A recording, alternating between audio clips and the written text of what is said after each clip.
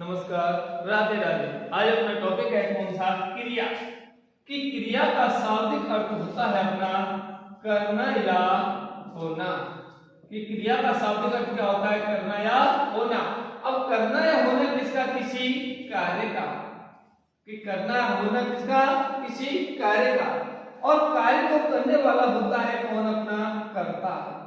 कार्य को करने वाला कौन होता है? कर्ता। अब ये तो निश्चित है कि जहां क्रिया होगी तो क्रिया का प्रभाव किस पर पड़ेगा? कर्ता पर। और कर्ता नहीं होगा तो क्या नहीं होगी? क्रिया नहीं होगी। तो क्रिया की परिभाषा हो गई। पहले क्रिया के बारे में सामान्य जानकारी कि क्रिया है हिंदी क्रिया संस्कृत की किससे मिलकर बनी है? धातुओं से। कि संस्कृत की धातुओं से क्या बनती है? हिंदी की क्रिया। इसकी परिभाषा है वे शब्द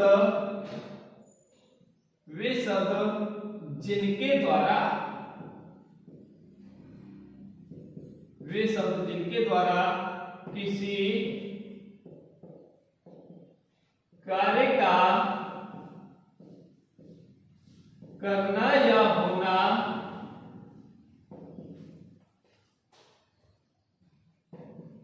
पाया जाता है उसे क्रिया कहते हैं।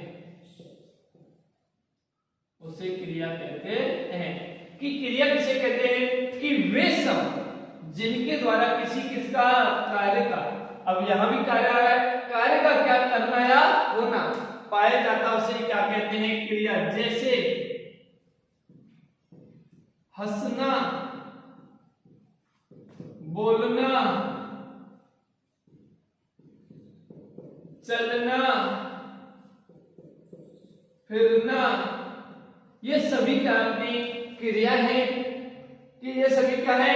क्रिया है। अब आगे बता दिए क्रिया के भेद। कि अगला आगे है अपना क्रिया के भेद। अब क्रिया के भेद होते हैं अपने कितने? 3। क्रिया के भेद कितने होते हैं अपने? 3। नंबर 1 है अपना कर्म के आधार पर। कि क्रिया का पहला भेद है कर्म के आधार पर। नंबर 2 है रचना या प्रयोग के आधार पर। कि क्रिया का दूसरा भेद है अपना रचना या प्रयोग के आधार पर। और तीसरा भेद है अपना काल के आधार पर। कि क्रिया के कितने भेद हो गए अपने? 3। पहला कर्म के आधार पर, दूसरा रचना या प्रयोग के आधार पर, और तीसरा है अपना काल के आधार पर। अब कर्म के आधार पर क्रिया के भेद होते हैं 2। कर्म के आधार पर क्रिया के कितने भेद होते हैं? 2। पहली है अकर्मक क्रिया और दूसरी है सकर्मक क्रिया। कि कर्म के आधार पर क्रिया के कितने भेद हो गए अपने? 2। नंबर 1 अकर्मक क्रिया, नंबर 2 अपने सकर्मक क्रिया। रचना या प्रयोग के आधार पर क्रिया के मुख्य रूप से भेद होंगे अपने 5। कि रचना या प्रयोग के आधार पर क्रिया के मुख्य रूप से कितने भेद होंगे? 5। नंबर 1 संयुक्त क्रिया, दूसरा है प्रेरणात्मक क्रिया, तीसरा है पूर्वकालिक क्रिया, अगला है चौथा सजातीय क्रिया, पांचवा है नाम धातु क्रिया। कि रचना या प्रयोग के आधार पर क्रिया के भेद हो गए अपने 5। नंबर 1 संयुक्त क्रिया, नंबर 2 प्रेरणार्थक क्रिया, नंबर 3 पूर्वकालिक क्रिया, नंबर 4 सजातीय क्रिया और नंबर 5 अपना नाम धातु क्रिया। अब रचना या प्रयोग के आधार पर भी क्रिया के भेद होते हैं अपने कितने? 3। काल के आधार पर क्रिया के कितने भेद हो गए? 3। नंबर 1 वर्तमान कालिक क्रिया। नंबर 1 कौन सी है गई? वर्तमान कालिक क्रिया। नंबर 2 है अपनी भूतकालिक क्रिया और नंबर तीसरी है अपनी भविष्य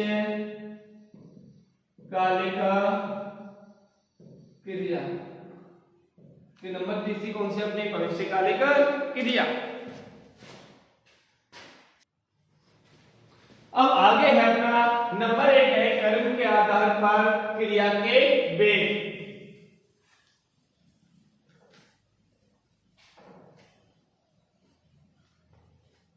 फिर नंबर 1 है कर्म के आधार पर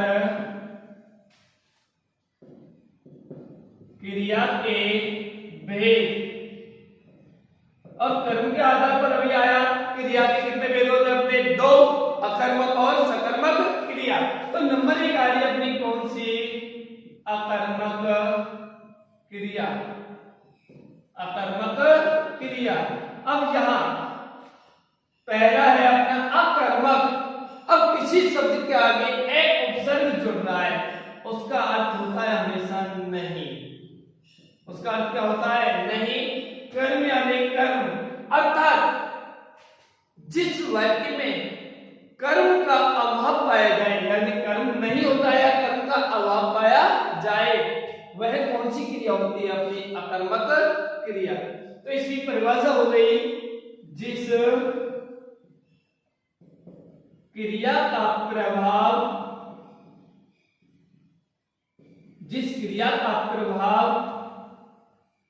कर्म पर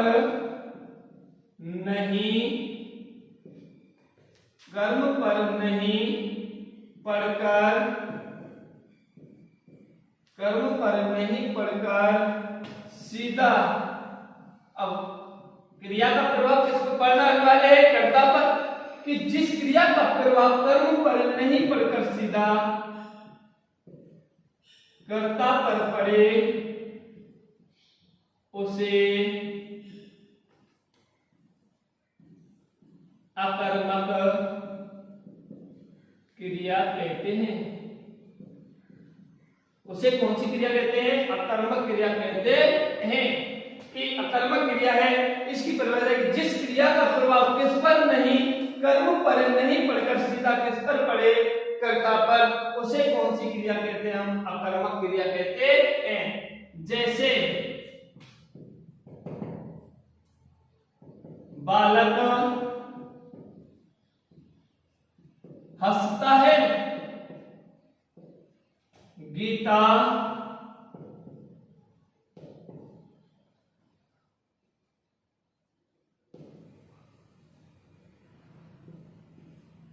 दौड़ती है, पक्षी उड़ रहे हैं,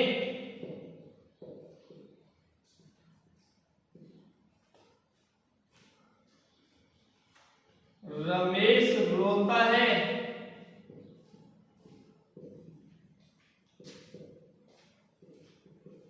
अब यहां अपने पहला उदाहरण है, बालक हंसता है। अब हंसना क्या हो गई? अपनी क्रिया।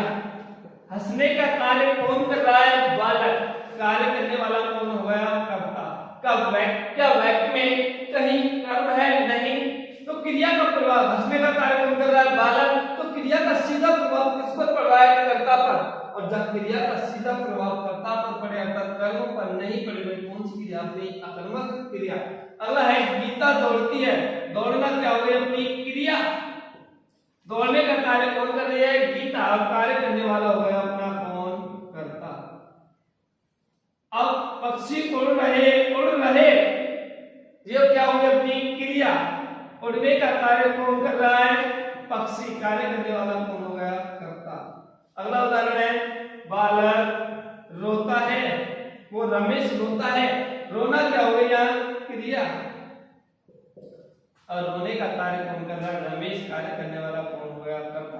तो अर्थात वाक्य में जहां कर्म नहीं होता वहां कौन सी क्रिया होती है? अपनी अकर्मक क्रिया। अब नंबर 2 है अपनी कौन सी क्रिया? सकर्मक क्रिया। कि नंबर 2 है अपनी कौन सी क्रिया? सकर्मक क्रिया। अब सहकार हो गया सहित, और कर्म यानी कर्म कि कर्ता के साथ क्या होना चाहिए? अब ये तो निश्चित है क्रियाओं में क्या होगा? कर्ता होगा। यदि कर्ता के साथ सहकार तो क्या होता है? अपना साथ क्या होना चाहिए? कर्म। कि कर्ता के साथ कर्म है वह कौन सी क्रिया? अपनी सकर्मक क्रिया। तो इसकी परिभाषा हो गई, जिस क्रिया का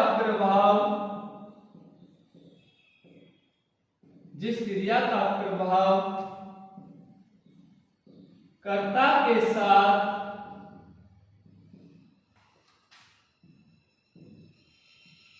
कर्म को भी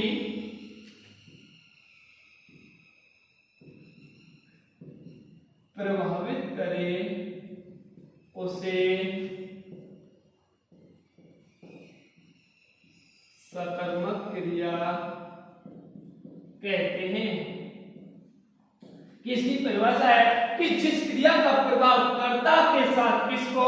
कर्म को भी, अर्थात कर्ता के साथ वाक्य में क्या आना जरूरी है? कर्म। यदि कर्ता के साथ कर्म नहीं है तो वह सकर्मक नहीं होकर कौन सी होगी? अकर्मक।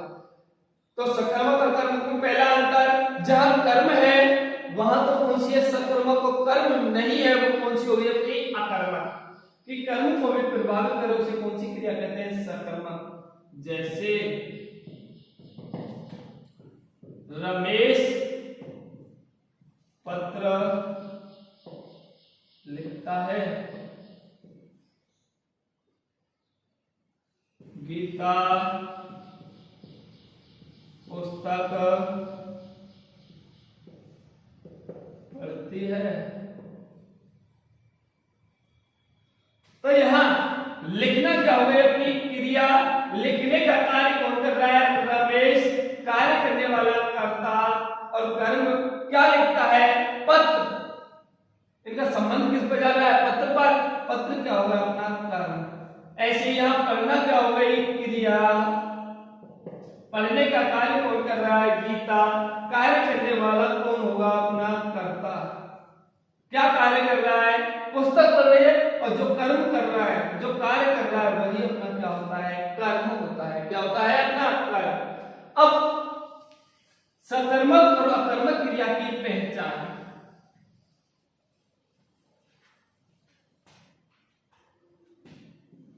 सकर्मक व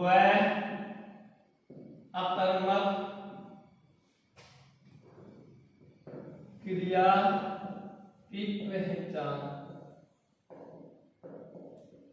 सकर्मक और अकर्मक क्रिया की पहचान। इसमें क्या करना है आपको? कि क्रिया शब्द जो भी अपना वाक्य में क्रिया शब्द आ रहा है, जैसे पढ़ना, लिखना, खेलना, ये सभी क्या अपने क्रिया शब्द है। कि तो जो भी क्रिया शब्द है उनके आगे, कि क्रिया शब्द के आगे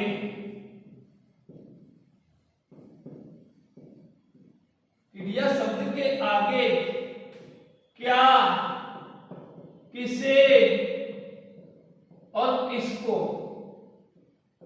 क्या, किसे और किसको शब्द लगाने पर यदि उत्तर प्राप्त होता है तो वह सकर्मक क्रिया होती है। और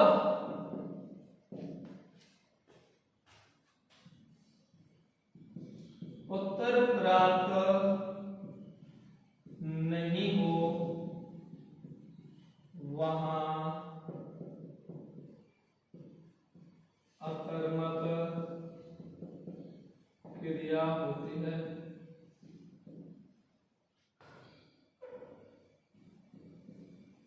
कि सकर्मक अकर्मक क्रिया की पहचान क्या है कि अपना जो भी क्रिया शब्द है उसके आगे क्या किसे और किसको शब्द लगाएंगे, और शब्द लगाते ये क्या करेंगे हमसे प्रश्न, ये तीनों शब्द क्या करेंगे प्रश्न, और प्रश्न करने पर यदि